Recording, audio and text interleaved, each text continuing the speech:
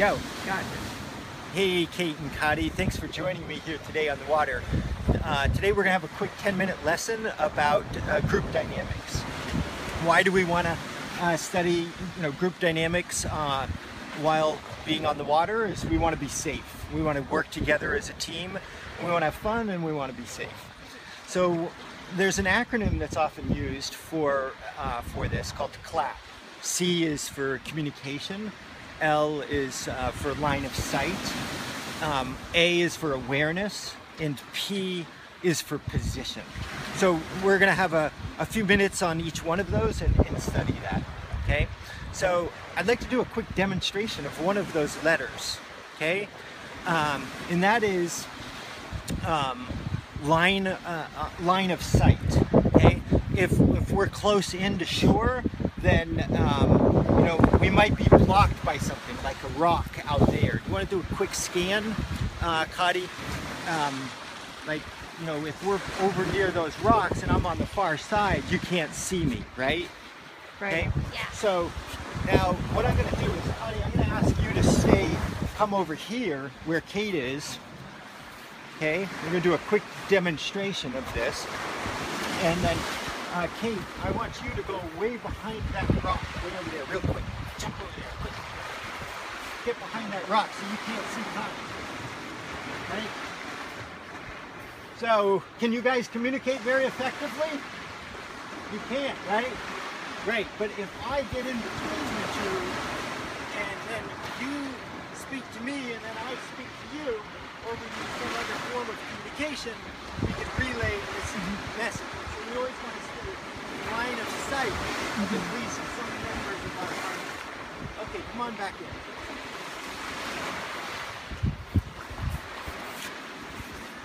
Okay, so now we'll just shift the camera over to Kate so that Kari can be part of the video here. So yeah, stay in close. So now we're going to explain two of the other letters, and then finally we're going to go in to do a little activity and have a little fun on the remaining letter. So we're going to save C, the letter C for communication, for our activity. So I'm going to cover the other ones now and just kind of explain some aspects of that. So we did L for line of sight. Now we talk about A, awareness. Okay? It's very important to be aware about all kinds of things, right? Like, what is the weather, right? What's the swell? From what direction the swell is coming from? What are the wind conditions? Some of the things that we reviewed this morning while on the beach was, how was your health? Do you have any injuries? Did you take your seasickness and ginger pills if you have a feeling like that you're concerned about? I saw Kari do something very good today, which is very important, is before we go out, we kind of check each other's boat. Right? Kari caught that one of the back flaps on Kate's boat wasn't sealed properly. So it's really good awareness. In fact, I had wanted to kind of incorporate that, and she demonstrated good awareness. A is for awareness. There's a lot of things to be aware of. When you're first on the beach, looking out, like what other boats are out there, looking out in the distance to see what are kind of the remote water conditions, etc. P for position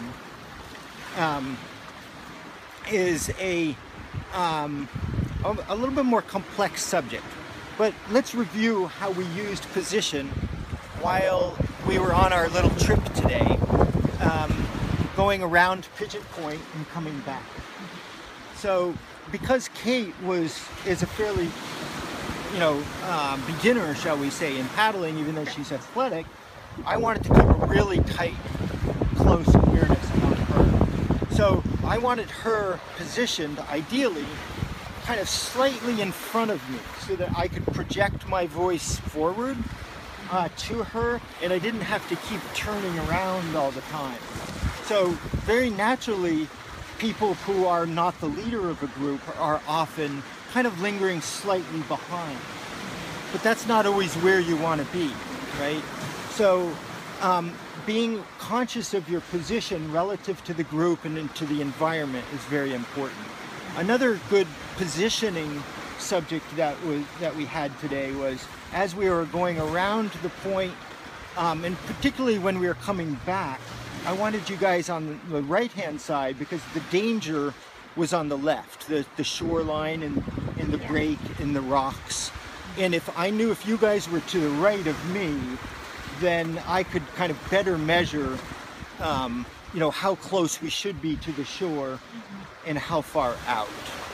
So P is for positioning. Very often there's other aspects of positioning, of everybody being in the same line when you're going through a narrow spot, or staying in a tight group pod when you're going across a big area, so that you act as a kind of a larger vessel by being close together. Just briefly, how many minutes have I got? 6. Perfect. Or wait, you've got 4. Yeah, great. Okay, so so far we've covered line of sight, awareness, and position. Now, one of the most important things is communication. Okay, C is for communication.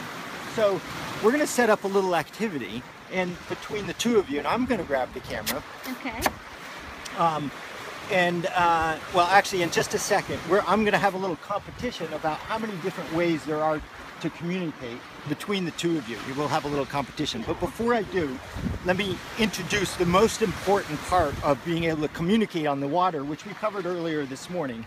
And I'm going to do this real quick, where there's paddle positions. So if I'm holding my paddle up in the air like this, that means come to me.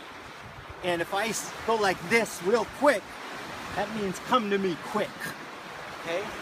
And if I hold the blade like this, that means maintain position. And you may have to paddle in order to maintain position, but stay where you are. Okay? Go left fast. Or that was on your right, if you know, it's my left, and as the camera is visiting to the left. So go right fast, right? And then one more important one is, if from a distance, checking if you're okay. So how do you know this one? Let's review it. It's like, are you okay? Just say yes. Yes. Good, by giving me eye contact and one firm okay, and then bringing it down. Not like this, which looks like, yeah, I need help. All right, so real quick, we've got maybe 1.5 minutes left. Perfect, good. So let me grab the camera, and let's say the activity is, how many different ways can you guys think of communicating other than what I just described, if you're on the water? If you're on the water? Yes. Okay, so you mean if you don't have a paddle, or if you... However you want to communicate. What are different ways you've got to communicate that are on your body right now? Come here. Come over here. Without your hands. Without your hands. What are 2 ways you've got to communicate? Oh, well, you've got the radio. Perfect. Pull that out. Good. What's another one? You've got the whistle.